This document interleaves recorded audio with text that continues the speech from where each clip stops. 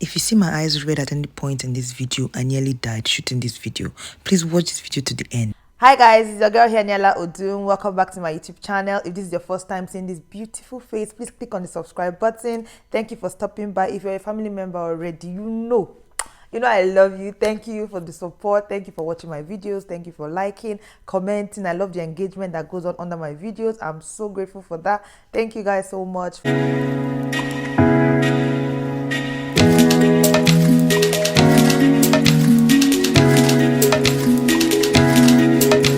So today I'm going to be talking about how to apply for a study visa, a Canadian study visa. Okay, so I'm going to be taking you through the steps, what you need, the necessary documents, and all of that. Disclaimer: I am not an immigration officer, neither am I an immigration lawyer. Everything I'm going to be saying is based off of my experience. So the first thing you need for your study permit application is your passport, your Nigerian passport, or the passport of any country where you are from. I'm from Nigeria, so I am going to be giving advice based off my experience. First off, ensure that your passport has enough time on it. If you're going for a 1-year course, do not apply for your study visa with a passport that barely has 3 months on it or 4 months validity, okay? Ensure that your passport is as valid as the time frame for your studies.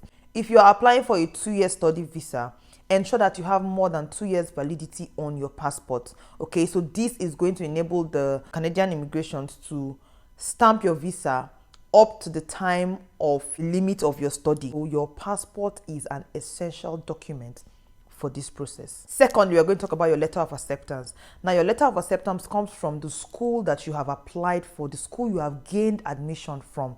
So if you applied to school A is going to offer you a letter of acceptance. Now, that letter of acceptance is what makes you eligible to apply for a study permit. Now, you cannot apply for a study permit without a letter of acceptance. Now, ensure that the school you applied for is a DLI. What's the meaning of a DLI? A DLI means a designated learning institute. Now, there are so many schools in Canada, but not all schools and colleges, not all universities and colleges are DLIs, meaning designated learning institutes.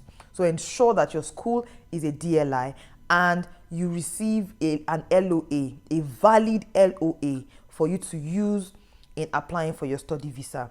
Now, when I say valid LOA, some schools offer 2 different types of LOA. The first LOA you will receive will be an LOA giving you a condition to meet before you are eligible to get your second LOA. Now, that second LOA is what you will use to apply for your study visa. Now, the condition can be an acceptance fee, okay? You need to pay so amount. Now, understand what I'm saying. Application fee is separate from acceptance fee. Some schools have, I think, like the most popular amount for application fee is $100. So when you pay your $100, then you can apply, right?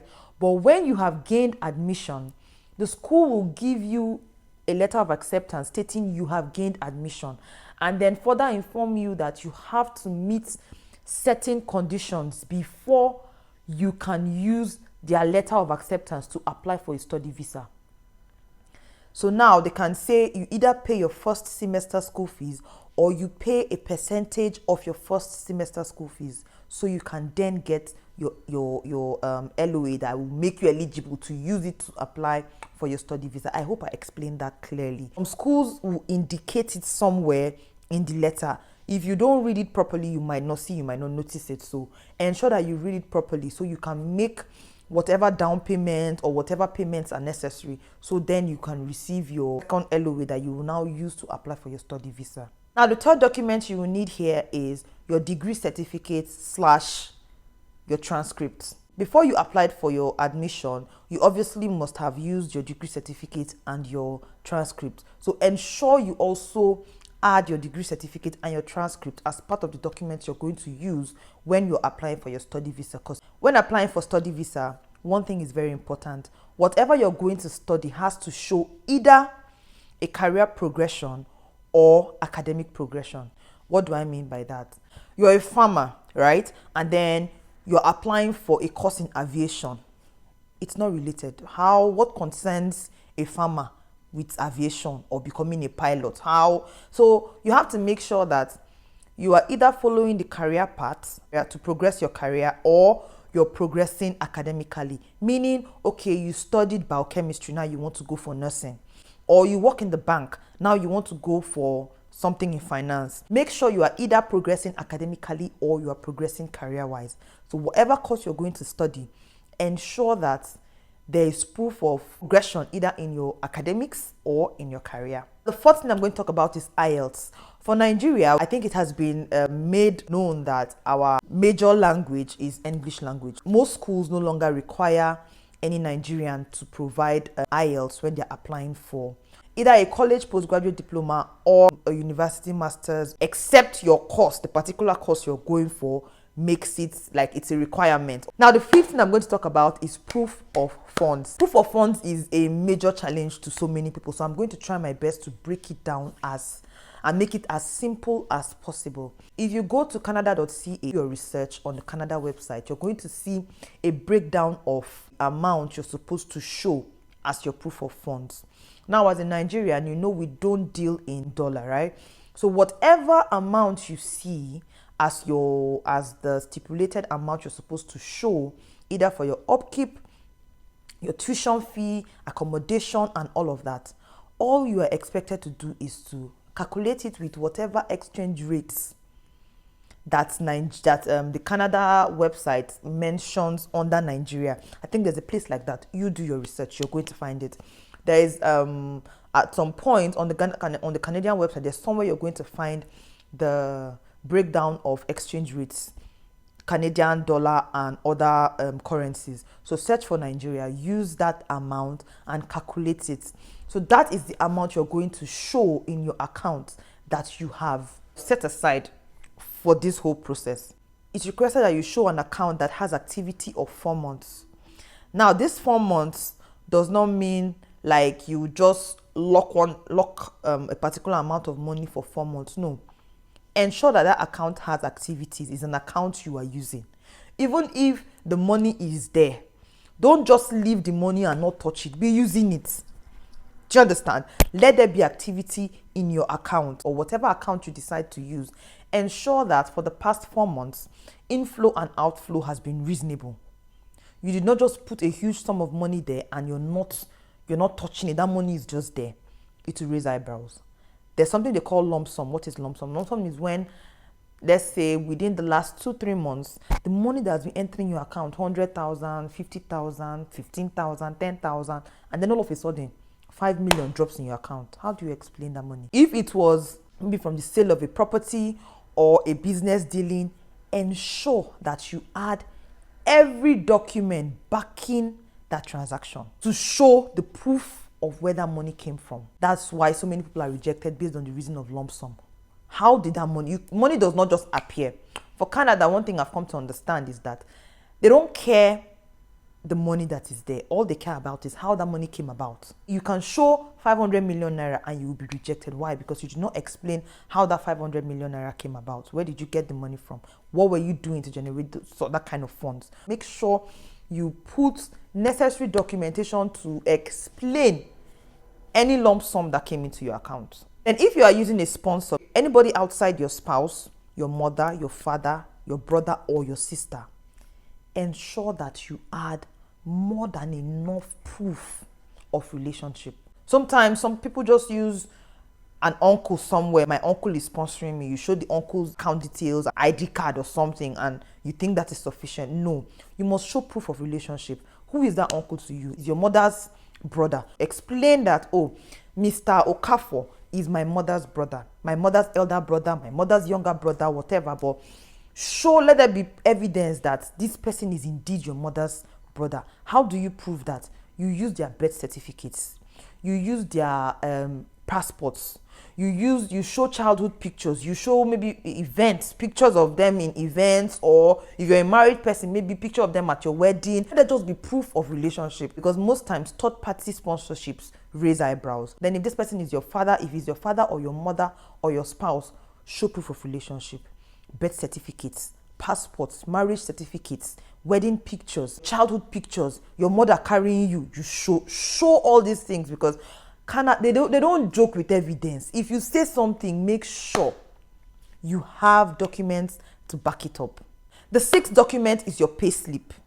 If you are an adult, you should have a proof of source of income. Either you are working, or you're a business person, or you're an entrepreneur, or you're a freelancer, whatever thing you are doing, make sure that you have pay slips to prove your source of income. If you're a business person, ensure that you add your CAC documents. As a business person, I don't even think how you have a business or running a business and you're not paying yourself salary, even if it's 10 naira. Ensure that you show that slip, that salary slip or payment slip or pay stubs, whatever you call it. Show your source of income. If you are working, ensure that you add your pay slips to your add it to the document you're going to use in your application, because this will prove source of income. It will not just be like you're saying you work somewhere and then there's no evidence of you working there, there's no evidence of you being paid, there's no evidence of you making money. Even as a business person, ensure that you're paying yourself salaries and you submit the pay slip. Even if you're going to submit the account details on one side, or your personal account or business account, just ensure that you are receiving payment. Some people just do business anyhow, but over here they are very strict on documentation. They are very strict on procedure. You can't just be dipping your hand into your business accounts. You're a businessman and your business is so lucrative, you have over 30 million in your account. You can't just wake up one morning and say you want to carry the whole 30 million naira in your account from your business that you're going to school in Canada. The VO will see you as a very unreasonable person. It doesn't make sense, right? So even if you have 30 million in your account, the reasonable thing to do is to say that I'm using 15 million from this money for my academic pursuit or for my career pursuit, while so amount to be left to continue running the business. I don't know if you understand what I'm saying, but ensure that, now this is not even just for business people, even as a normal person applying, showing every dime in your account as your proof of fund raises eyebrows, especially maybe if you're married or you have parents that you have said, oh, you're leaving your parents behind. Who will take care of your parents? Who will take care of the family you're leaving behind? What funds are you providing, or are you keeping for your family to use to take care of themselves? So these are the things that makes the VOs to ask some kind of questions, and it will look like your whole application is not serious, or will look like you're not serious, and you in your mind you feel there was enough money there, right? But these are the things they ask that raise eyebrows and make them it can be possible that based on that they give you a refusal. The seventh important document that you will be using to apply for your Canada study permit is your SOP, which is your statement of purpose, or like most people call it, your letter of explanation. Now in your SOP, that is where you are going to sell yourself. That document is what you will use to convince the visa officer. The difference between the American visa and the Canadian visa: American visa, they do like a face-to-face interview. So you're seeing the visa officer, you're explaining yourself, you're answering questions. For the Canadian visa, it's a document-based application, so you're not seeing anybody. You're not talking to anybody. Now, if you have any peculiar situation, or if you have anything you want to say, if there's any information you would like to share, you put it all in your statement of purpose or your explanation letter, whatever you want to call it. Now, your statement of purpose, make sure it is very detailed. Any explanation at all, whether from your account or your family or your sponsor, the person that is sponsoring you, why the person is sponsoring you, how you know the person, your statement of purpose is where you're going to put in all those information. Why you want to go to Canada, why you chose the course you studied or the course you're going to study, why you decided to study at this point in time. Why, this is like your statement of purpose is your document, is the letter, or is a document where you use to sell yourself to the VO. Simply put, where you give the VO or convince the VO beyond reasonable doubt why you should be given a study permit or why your application should be approved. Every point you're hitting, hit it straight and explicitly put it down there. And that's it. So the 8 documents I'll talk about are the documents that you will find on the ircc portal. Okay, so whatever portal you use, either you want to use the old portal or the new portal, there are forms on there that you have to fill to help, support whatever other documents you're going to add to your application. You have to fill these forms. These forms are available on the ircc website. For you to fill those forms, you must have Adobe Reader on your system, because most of the forms, I think you can't open them if you don't use Adobe Reader. So you can fill, sign, and then re-download on the portal. The ninth document I'm going to mention is your passport photograph. It depends on the portal you're using. I think it's only on the old portal, you will see it has its own section where you download or you upload a passport photograph. But if you're using the new portal, there's no provision for, a passport photograph. If you decide to, you can add it to your other document. Now, the 10th document I'll mention is your police clearance. Now, so many people will be like, it's not necessary, it's necessary. For me, I just feel it proves that, you don't have any criminal record. And over here, when you come here, you realize that they are big on police clearance. Before you do any job, before you apply for anything, you must provide it. So I don't know if you want to. I don't think it's compulsory. I think it's more of a personal thing. If you want to, you can do your Nigerian police clearance. Now, the 11th document is your WES. Sometimes some people have 2 point something, something, something, just a few figures away from either second class upper or second class lower or first class itself. So for this, I think, like, if you do your WES, when WES evaluates your results and your degree, they will translate it to, using the Canadian standard, and then using your WES evaluated results to apply makes you stand a better chance than just using maybe your 2-2 the way it is, or your 2-1 the way it is, because the aggregates sometimes are either high and can be in your favor. So that's why I added WES as part of your documents when applying for your study visa. The 12th document is not for everybody, but if you are going to be using a sponsor, if somebody is going to be sponsoring you financially for your study visa, then that person has to write what is called a letter of support. If it is your spouse or your father or your mother or whoever it is that is going to be sponsoring you financially, has to write a letter of support stating why they want to sponsor you, what they will benefit from you doing your studies in Canada. They need to write down all those things, and where the document that it will be stated in is called a letter of support.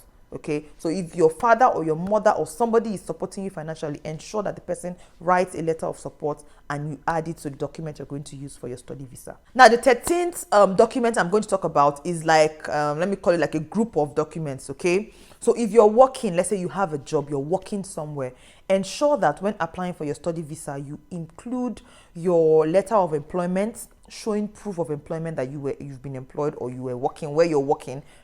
Add your letter of employment, add your letter of introduction. If your company is one that provides such document to their staff, get your letter of introduction. Let the company introduce you, who you are, your role in the company, the role you've played, just vouching for you literally. So you can get that. If your office allows you to take a leave of study for your study, like you're taking your leave of absence to go study and come back, then the office should provide you with approval of your leave study. Okay, now these documents will further affirm to the VO that you have a plan, right? You have a job here, you want to go and better yourself and come back.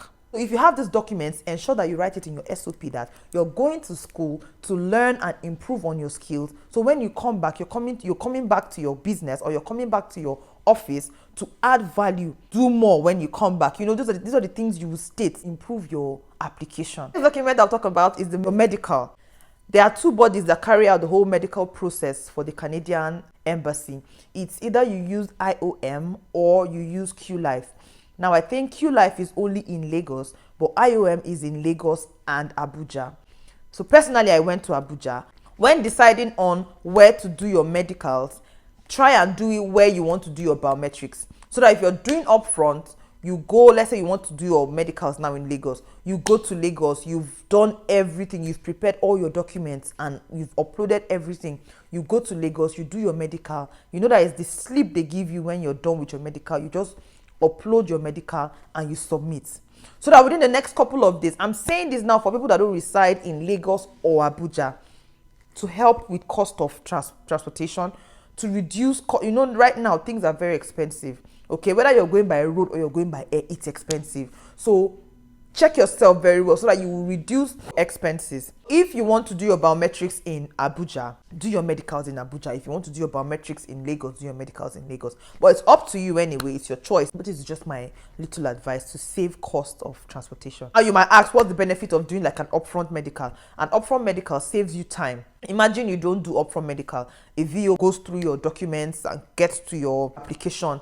And if your medical was there and every other thing ticks off, they will just approve your application. But if your medical is not there and every other thing, maybe the things they've checked has ticked off, then they will now send you to go do medicals. Booking medicals now is not easy because the time frame, I think like before you even see a date will be like some weeks ahead or months ahead. Imagine you now have to wait that time. Number 15 is your resume or your CV. Okay, your resume, adding your resume to your application shows that you have a track record of your work, whatever it is you're doing. Even if you have been in business, create a resume for yourself and add it because it proves that you have background. Number 16 will be your business document. If you're an entrepreneur or you're a businessman or businesswoman, ensure that you add all the documents proving that the business is yours, proving that the business is viable, proving that the business is real. So you need your CSC documents, every other document, whatever document that is backing your business. Ensure that you get all these documents and you add them. If your CSC is not active, ensure you make it active, okay? Because I hear now ircc, they check all these things. Business name has been inactive for a while. Make sure before you use those documents, you make it active. Though mine wasn't even active when I used it, but I hear now, as at now that I am talking to you or I am making this video, they now check and verify if your business is active on the CAC website. Ensure that you make your business active. Number 17 will be your letter of recommendation. Now, definitely, we all have people in our lives that have touched us one way or the other, either your lecturers or your bosses, people that have been your mentors in life. You can have them to write you a letter of recommendation. So you can add 1 or 2 letter of recommendations to your application. Next thing you have to do is to pay your fees. When you're done uploading all your documents, you ensure that everything has been, you dot all your I's, cross all your T's. The next step will be to pay your application fee. Now, one thing, if you get to the point of uploading all your documents and you realize that the payment is not showing at the bottom, know that you have done something wrong. Either there's something you did not do properly up there, or you did not upload something right, or something is wrong. Now, after payment of your fees, the next thing is to go for your biometrics. So once you've applied and you've submitted your application, ircc will reach out to you asking you to book. VFS will reach out to you asking you to book for your biometrics. So once you book for your biometrics, you go for your biometrics and then you wait. Cross your fingers and you pray. Number 20 is you get your approval, your application is approved, and then you send your passports for stamping and your visa is stamped and your passport to come back. Next thing to do is to book your flight and you are on your way to go study in Canada. The last tip, which is the oga patapata of them all, my brothers and sisters, is prayer. That is the oga patapata. That is the oga patapata of them all. When you are doing this thing, if you don't know how to pray, learn how to pray. If you don't know God, know God at this point, because you need the grace of God. Now, what are you praying about, you might say? Pray against evil views. Let somebody that is depressed or somebody that is going through life not pick up your application and for no reason deny you, because so many people, when you go through their things, you'll be wondering, why did they deny this person? That is where the God factor comes in. That is where favor comes. That's where grace comes in. So ensure that you pray, my brothers and sisters, so that a demon on assignment will not come across your application. I hope this video has been helpful. I think this is one of the most exciting videos I've ever created. I was so excited to put this video together. If this video is not helpful to you, please, I know you know somebody that needs to watch this video. Please share this video with your family and friends. If you have that person that wants to go study in Canada and is confused on what to do, how to go about it, share this video with that person because it will be helpful to the person. If you've watched up to this point, thank you so much for watching this video. I appreciate you. And if you've not subscribed, please click on the subscribe button. Thank you guys so much. Drop a comment. If you have questions, you can drop your comments in the comment section and I'll be sure to reach out and answer your questions. Mwah! Thank you so much. See you in my next video.